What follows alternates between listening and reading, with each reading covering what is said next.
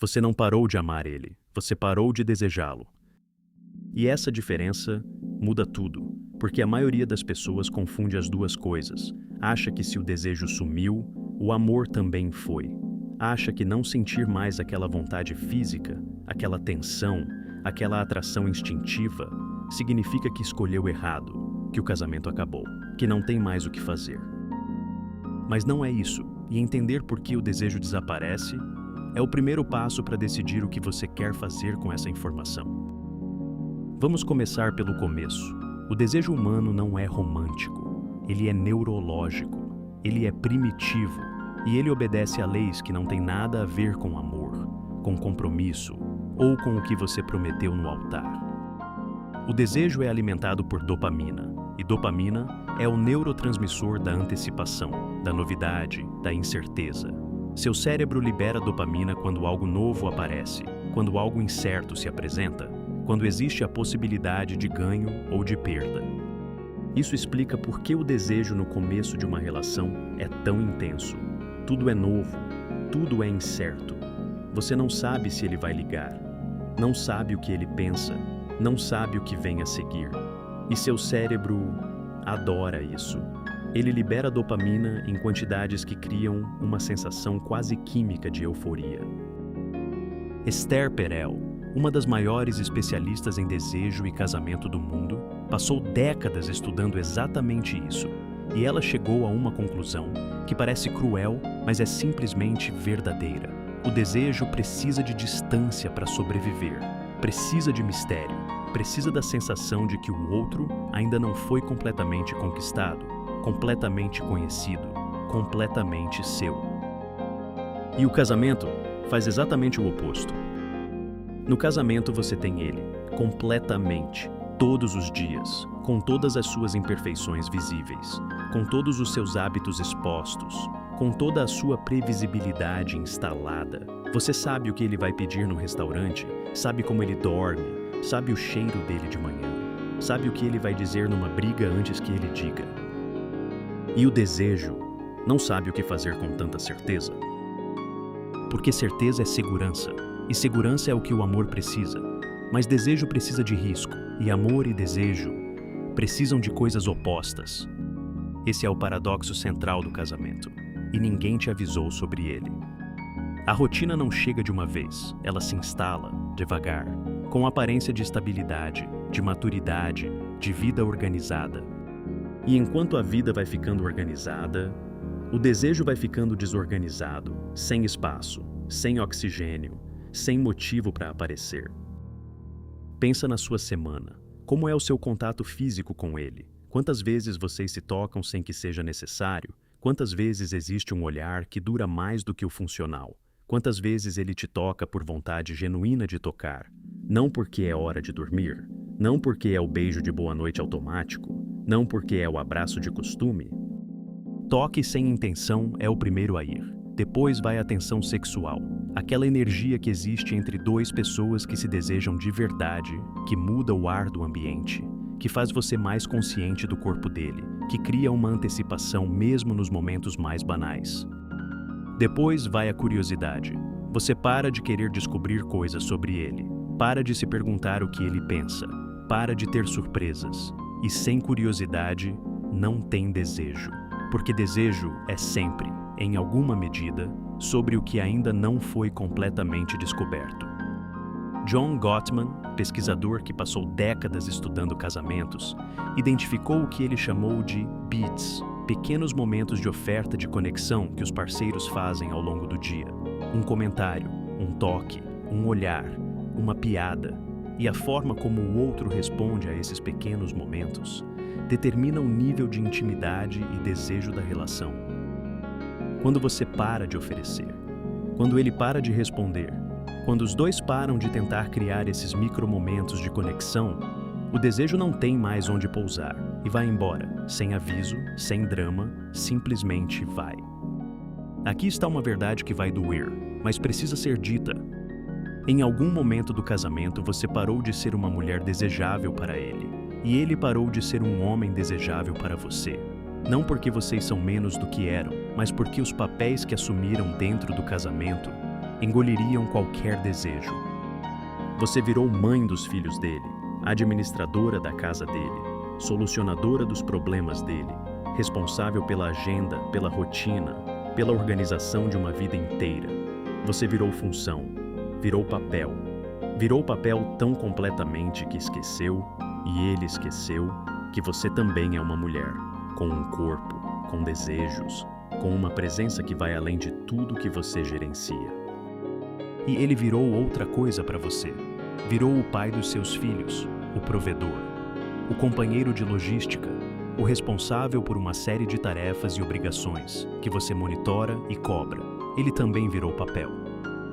E é muito difícil desejar um papel, por mais importante que esse papel seja. Carl Jung tinha um conceito que se encaixa aqui perfeitamente. Ele falava sobre a persona, a máscara social que usamos para funcionar no mundo. Dentro do casamento, com o tempo, os dois parceiros passam a se relacionar mais com a persona um do outro do que com a pessoa real.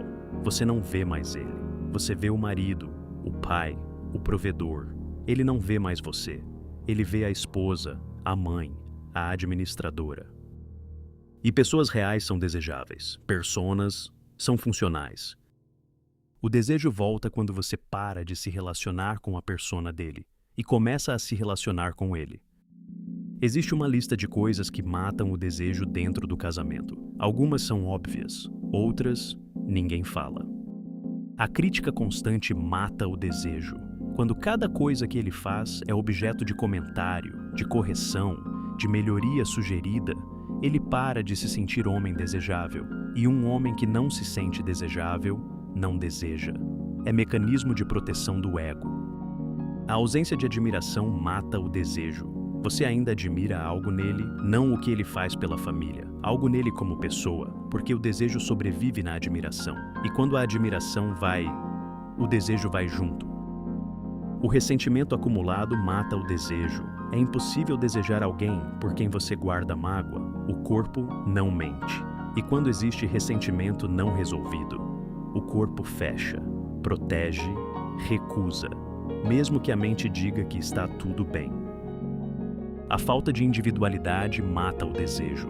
Quando os dois se dissolvem completamente um no outro, quando não existe mais vida própria, espaço próprio, identidade própria, o desejo não tem mais o que desejar, porque desejo precisa de um outro. E quando você se torna tão integrada à vida dele que os dois viram um só, o outro desaparece, e com ele, o desejo. Esther Perel resume isso de uma forma que eu nunca esqueci. O desejo precisa de espaço, precisa da capacidade de ver o parceiro de longe, de se perguntar sobre ele, de ter saudade, de não ter acesso total e irrestrito o tempo todo. No casamento moderno, esse espaço raramente existe, e o desejo paga o preço.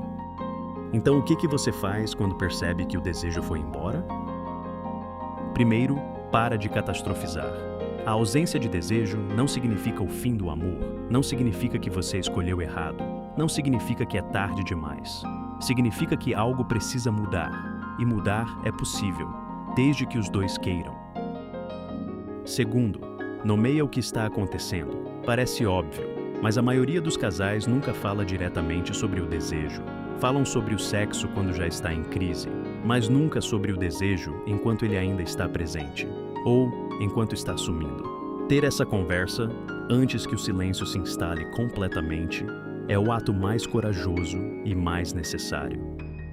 Terceiro, reconstrói a individualidade. Você precisa voltar a ser alguém fora do casamento. Ter interesses que não incluem ele, ter momentos que são seus, ter uma vida interior que não depende da presença dele para existir. Não porque você quer se afastar, mas porque só assim você volta a ser alguém que ele pode desejar e que você mesma pode desejar novamente.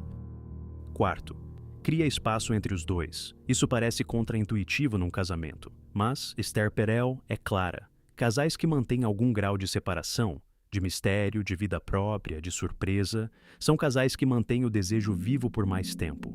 Você não precisa saber tudo sobre ele. Ele não precisa saber tudo sobre você. Deixa espaço para o mistério existir. Quinto, para de tratar o desejo como consequência e começa a tratá-lo como escolha. No começo da relação, o desejo aparece sozinho. Com o tempo, ele precisa ser construído, precisa de intenção, de cuidado, de momentos criados especificamente para alimentá-lo. Não espera que ele volte sozinho. Ele não volta sozinho. Nunca voltou. O desejo que desaparece depois do casamento não é sinal de que você escolheu errado. É sinal de que o casamento chegou num estágio que exige um nível diferente de cuidado. Um nível que ninguém te ensinou, porque ninguém fala sobre isso. Falam sobre como encontrar o parceiro certo. Falam sobre como ter um casamento bonito. Falam sobre como criar filhos saudáveis. Mas ninguém fala sobre como manter o desejo vivo quando a vida real chega com toda a sua força. E aí as pessoas olham para o desejo que sumiu e concluem que o casamento falhou, quando na verdade o que falhou foi a informação. O que falhou foi o preparo. O que falhou foi a conversa que nunca aconteceu. Desejo precisa de cuidado, como qualquer coisa viva. E a pergunta que fica não é: por que o desejo foi embora? A pergunta é: você está disposta a fazer o que é necessário para trazê-lo de volta? Porque ele pode voltar, diferente do que era no começo, mais maduro, mais consciente, mais construído, mais real. E um desejo construído com intenção é mais poderoso do que qualquer desejo que chegou sozinho. Deixa nos comentários, o desejo ainda existe no seu casamento?